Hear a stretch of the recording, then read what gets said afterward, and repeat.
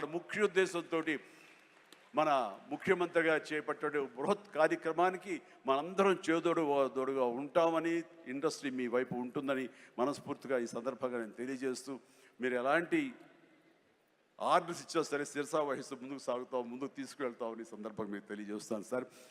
ఇక్కడ సందర్భం అసందర్భం అని తెలియదు, కానీ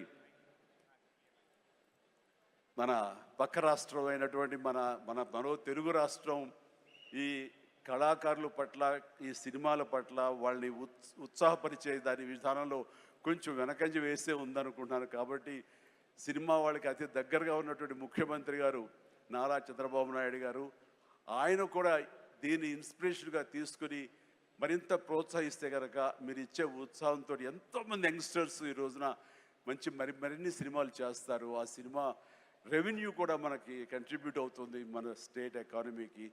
అది కూడా ఒక ఆలోచన పెట్టవలసిందిగా వినమ్రంగా ఈ వేదికని ఇచ్చే వారికి నేను విన్నవించుకుంటున్నాను.